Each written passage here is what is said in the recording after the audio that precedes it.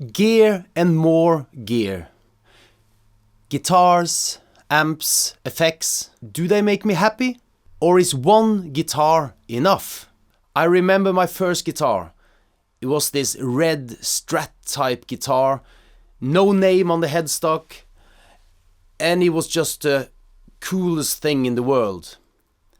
The guitar was probably really bad, but that was what I had, and it was my dream. And same with the amp. I remember I got this stomp box to go with it, and to me it sounded like it was just the best sound in the world. And I compared it to my favorite recordings, and this sounds just as good. It was probably really bad, but it was my dream, and it was all I had, and it was all I needed.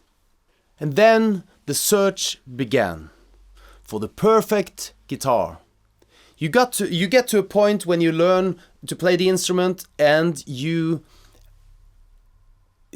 feel you need something a little bit better, at least so you're able to keep the guitar in tune, which is quite important, which is quite hard with the cheapest guitars. So the search began for a better guitar. And what was better? I mean, I looked at probably tried a few different ones, just bought one, and then it kind of started from there. You started to get to know the instrument a bit better. You knew kind of what you wanted. I remember my first favorite guitar player, or one of my first favorite guitar players, was Nuno Bettencourt. So I got the Washburn Nuno Bettencourt signature model, the cheapest version. That was probably one of my first proper electric guitars. So that was great. But then I needed something slightly different, or I wanted something slightly different, and I went through, I got the Van Halen guitar, and then I ended up with the Yngwie Malmsteen Strat, because he was my big hero. And I got this Malmsteen scalloped fretboards. It was great. And then I traded that, and I got another one same day, basically, which was my dream color, a creamy white Strat, a vintage white, bit like Ritchie Blackmore rosewood fretboard. I still got that today, and that was my first dream guitar. But it wasn't the perfect guitar for me. But then I started to study music, and I got into more sounds, and I figured out I needed more guitars, more variations. So I got this Steve Vai guitar, and I got this John Petrucci guitar. I got lots of signature models. That was back in the 90s. Because that's what I wanted. And they were pretty expensive, but they were just great guitars. But again, they weren't perfect for me. And then I really got going.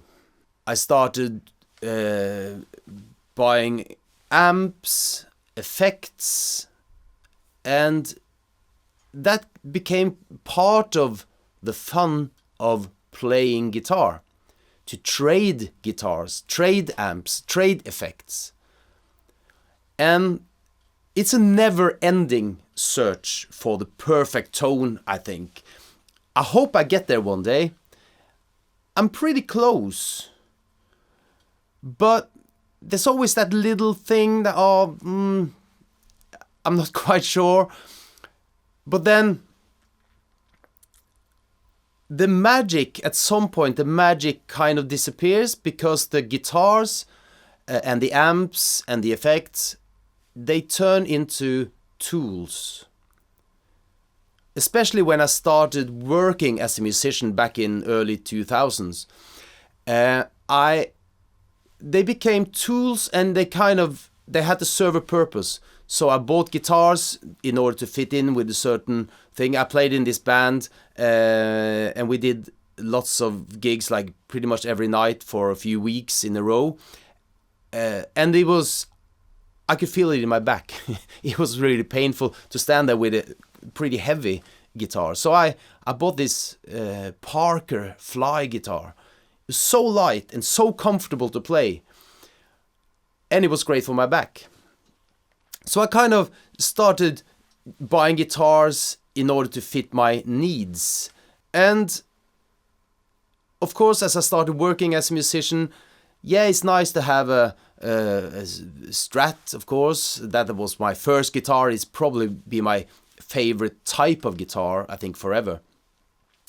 But then I kind of need a Les Paul type of guitar. I kind of need a Tele. I kind of need a half semi-acoustic guitar.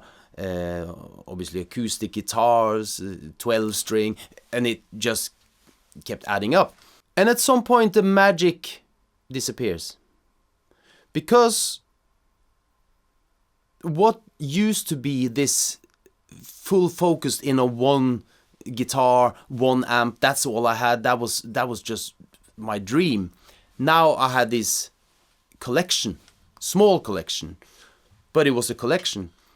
And one day I felt like playing one guitar, the other day I felt like playing another.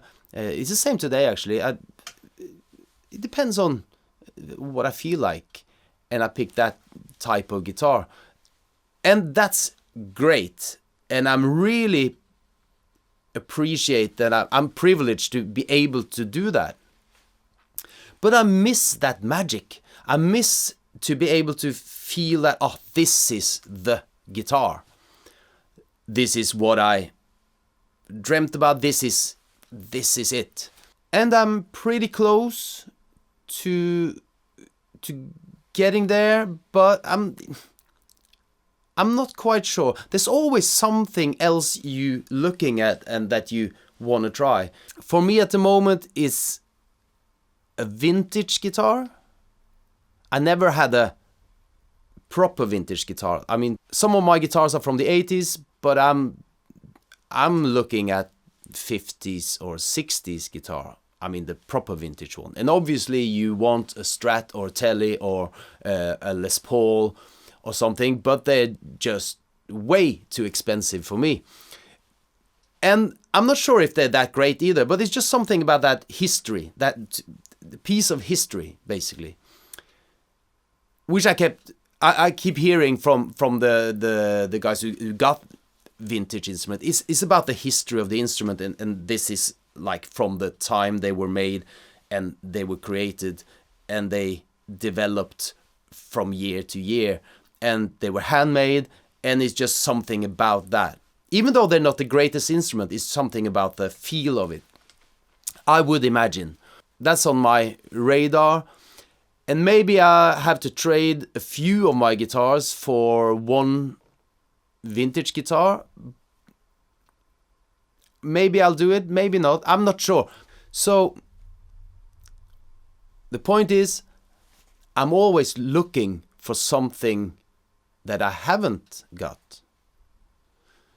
So do that make me happy? To be on the search for just another guitar? I'm not sure. I think it's... Well, it makes me happy. I enjoy it. I enjoy the search. I enjoy looking for guitars because you never know what's going to show up. So every day is kind of exciting to go in looking at these ads. What's for sale today? So it's kind of part of the enjoyment of working with music and as a guitarist. But it takes some of the focus away from actually playing the instrument. Sometimes I find myself just spending lots of time looking at guitars and amps and YouTube videos instead of playing. But I guess that kind of mix is what many musicians enjoy. And I know lots of other musicians as well enjoy the same thing. So I guess for many of us, that's how it is. It's part of the package to looking for stuff, dealing, trading, trying stuff out, selling again, buying, and that combination with playing and always on the search for the perfect thing, and it's perfect, but then it's just perfect for a while because something else shows up, and it just keeps going. And I enjoy that, and I feel, and also the fact that picking up a Strat makes you play, well, at least for me, it makes me play differently than if I pick up a Tele or pick up a Les Paul. The guitar just makes me play in a certain way. And then obviously the amps and the effects, the sounds I'm using. I'm not really using that much effects, but like gain, staging, different types of overdrive, distortion pedals. I quite like that a new pedal makes you sort of come up with different ideas. So it's kind of important as well, especially when you're working as a musician, to keep your motivation and inspiration going by boosting once in a while with a new instrument or a new pedal or amp or whatever. And that's, for me, an important thing. But do you really need lots of guitars or amps? Well, of course, it all depends. If you're a working musician, as a session musician, and you play in just different bands or different projects, yeah, you do need more guitars. You need different tools for the job, because a Tele does a job that a Les Paul can't do, and the other way around. So then I would say you need more guitars. But then again, for many of us, I think we could do, say, 90-95% of our job with just one guitar. To a certain degree, it can work for most things. But it's nice to have more guitars if you're working as a musician or as a guitarist with different genres, different styles of music. If you're a hobby musician and playing at home, then one guitar might be enough. And it's something about that special feeling if you have this one guitar, you can that gets all your focus. You don't have to focus on another one. You just have all your focus on just one instrument. There's something about that, and I miss that magic feeling that I had when I started playing. The first few years, the one guitar I had, it worked for everything, and it was my dream. So maybe I'll get back there at some point to find my perfect vintage 1960 Fender Strat. It's got to be a red one, I think, because that was my first guitar. But I would really like that. It would be something special. So maybe one day.